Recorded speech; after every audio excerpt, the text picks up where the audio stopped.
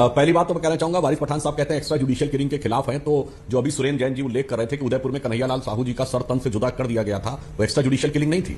अगर उनको लगा था कुछ गड़बड़ है, वहां तो कांग्रेस सरकार थी, एफआईआर करते, कार्रवाई करते, सजा करवा देते, मगर वहां पर तो मुंह सिल गए थे। अब वर्तमान विषय पे आता हूं। देखिए अंजना जी, जो सुरेंद्र जैन जी ने बताया, पहले तो ध्यान करिए, सुरेंद्र जैन जी बोल रहे थे ये भी एक माइनॉरिटी है, 1% की माइनॉरिटी है, भारत की सबसे कंस्ट्रक्टिव माइनॉरिटी में से एक है, सबसे पढ़ी लिखी है, हाईएस्ट टैक्स पेयर है, विश्व हिंदू परिषद के साथ है। वो सबसे बड़ी प्रचंड मेजॉरिटी नहीं है माइनॉरिटी में, जो हर मुद्दे के लेकर, हर कानून और हर संविधान के हर प्रकरण के लेकर, राष्ट्रध्वज से लेकर राष्ट्रगान से लेकर सभी के लिए खिलाफ खड़ी रहने वाली माइनॉरिटी नहीं है। अब फैक्ट्स बताता हूं। इन्होंने बजरंग दल पे जो प्रतिबंध लगाने की बात कही, जो पहली बात है, क्या राज्य सरकार प्रतिबंध लगा सकती है?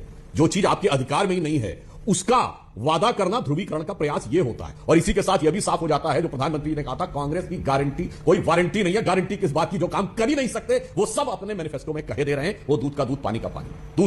तीसरा पॉइंट, ये बजरंग दल पे प्रतिबंध लगा चुके हैं अंजना जी, जिसका उल्लेख सुरेंद्र जैन जी कर रहे थे। मैं थोड़ा फैक्ट्स के साथ क्लैरिफाई कर देता हूं।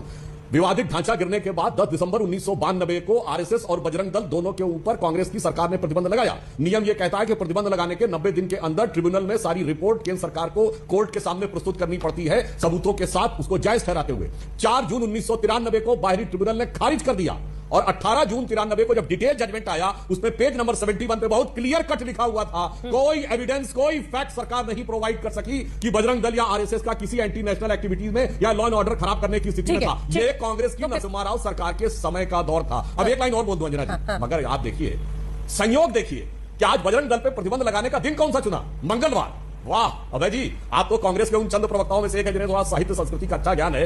इसे कहते हैं, रामचरितमानस में चौपाई है ना, सहज पाप प्रिय तामस देहा यथा उलूक ही तम पर नेहा। अर्थात जिन लोगों की तामसी वृत्ति होती है, पाप के प्रति उनकी वैसे ही प्रवृत्ति सहज हो जाती है। इसे मैं शब्दशः नहीं कह रहा हूं, जैसे उल्लू अंधकार के प्रति सता भागता है। मंगलवार के दिन बजरंग बली के क्षेत्र, दक्षिण भारत का हनुमान जी से ही संबंध माना जाता है, बजरंग बली के जन्म क्षेत्र से जुड़े हुए जगह पे आके बजरंग दल पे प्रतिबंध लगाने की घोषणा करना, जो ना आपके अधिकार में है, जब अधिकार में था तब इसे कर नहीं पाए थे। इसीलिए मैं पुनः कह रहा हूं, सहज पाप प्रिय तामस देहा यथा उलूक ही तम पर नेहा। यह आपके कर्मों का क्या संकेत है, स्वतः दिखा रहा।